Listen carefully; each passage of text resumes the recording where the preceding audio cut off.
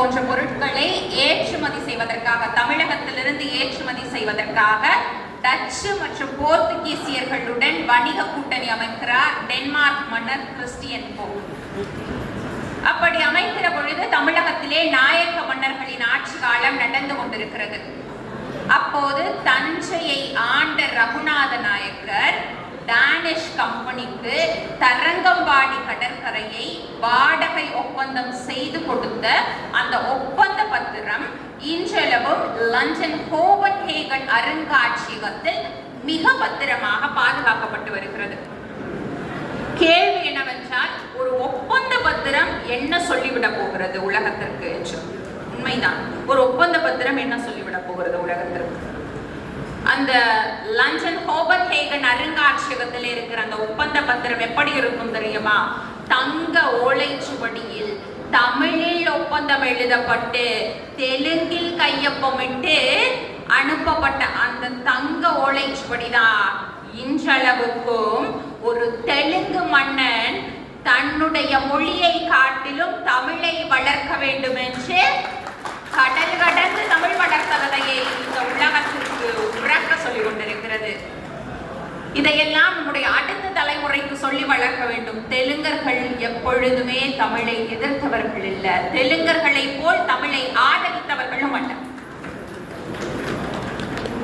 சரி, கோவில்கள் கோட்டைகள் மட்டும்தானா? இல்லை. கொண்ட கொள்கையை வென்று தம்மை நிலைநாட்டியவர்கள் நாயக்க மன்னர்கள். ஆங்கிலேயனின் அடக்குமுறைக்கு அஞ்சாத நாயக்க பாளையக்காரர்களின் பட்டியல் மிக அதிகம். அதிலே மிக முக்கியமானவர் வீரபாண்டிய கட்டபொம்ம நாயக்கர்.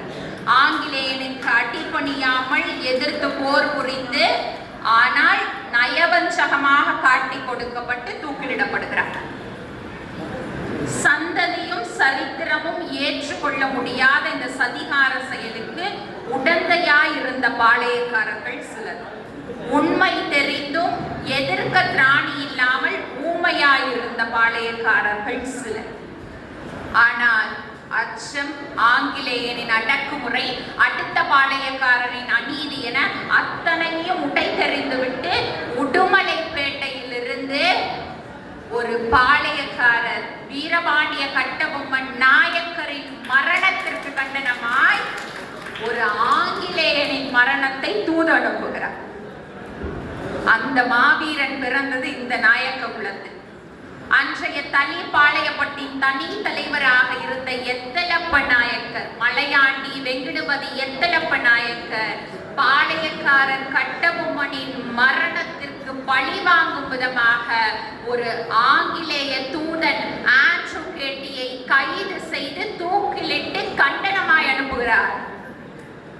இந்த தைரியம் எப்படி? உறக்க சொல்லுங்கள். ஆங்கிலேயனால் தூக்கிலிடப்பட்ட பாளையக்காரர்கள் மத்தியில் ஆங்கிலேயனையே தூக்கிலிட்ட பாளையக்காரர் எத்திலப்ப நாயக்கர். இறுதியாக இதுவரை நான் மதுரைக்கும் மீனாட்சிக்கும் நாயக்கர்களுக்கும் இடையிலே இருக்கிற அந்த பந்தத்தை பற்றி நிறைய பேசியிருக்கிறேன். முதல் முறையாக என்னுடைய ஊரை என்னோடு கூட்டி வந்திருக்கிறேன். திருச்சிக்கும் சமயபுரத்துக்கும் இந்த நாயக்கர்களுக்கும் இடையிலே இருக்கிற அந்த பந்தத்தை கூறி நிறைவு செய்ய ஆசைப்படுகிறேன்.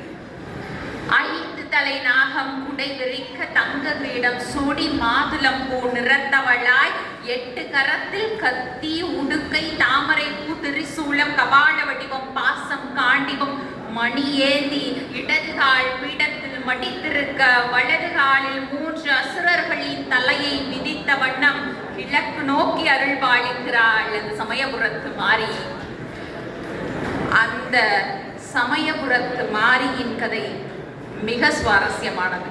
உளவியலின்படி கொண்டாட்டங்கள் மக்களை புதுப்பிக்கின்றன. கொட்டும் பாட்டும் இசையும் சலிப்பான வாழ்க்கையிலிருந்து நம்மளை விடுவித்து சமூகத்தோடு உறவாட வைக்கின்றன. அப்படி சமயபுரமும் ஒரு திருவிழாக்களின் ஊர்தான். பொதுவாக திருவிழாவின் போது இறைவனுக்காக பக்தர்கள் பட்டினியாக விரதம் இருந்து இறைவனை வழிபடுவது வழக்கம். ஆனால் சமயபுரத்திலோ நாள்தோறும் பக்தர்களுக்கு அன்னதானம் நடக்க அந்த தாய் மாறி 28 நாட்கள் பச்சை பட்டினி விரதம் இருக்கிறாள் தன் பிள்ளைகளுக்காக. எளிய மக்களின் நம்பிக்கையாக இருக்கிற அந்த சமயபுரத்தாளின் சன்னதி காலை 5:30 மணிக்கு திறந்தால் இரவு 9:30 மணிக்கு தான் நடை சாற்றப்படும்.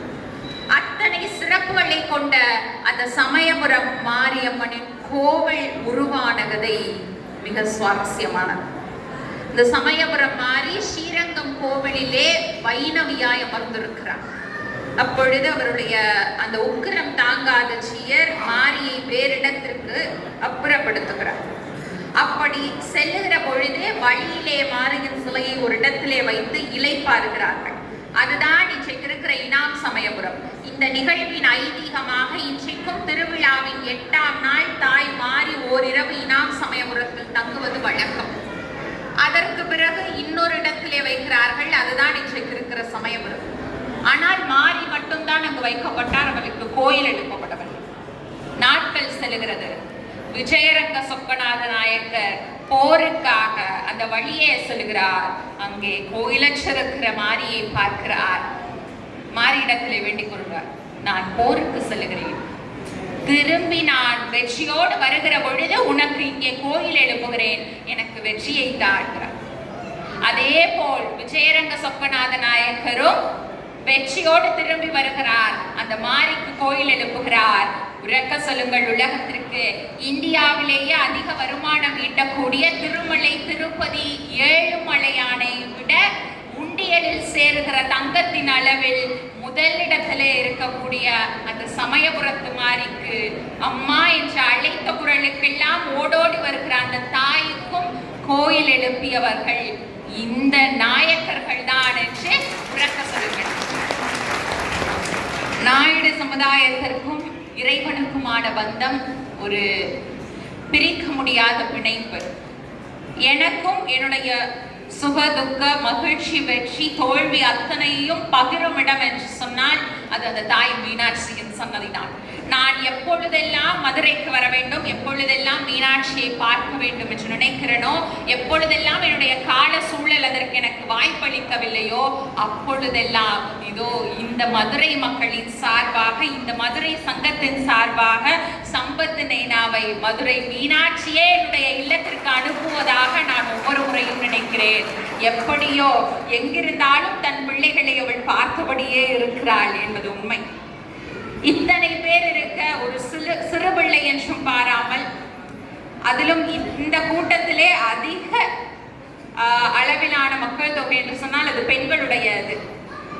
இப்படி ஒரு சமுதாயம், அதாவது எப்பொழுதுமே தன் வீட்டில் இருக்கக்கூடிய பெண்களை முன்னிறுத்தி நிலைநிறுத்தி அவர்களுக்கான இடத்தை அங்கீகாரத்தை கொடுக்கிற ஒரு சமுதாயம் என்றால் அது நாயக்கர்களுடைய சமுதாயம்.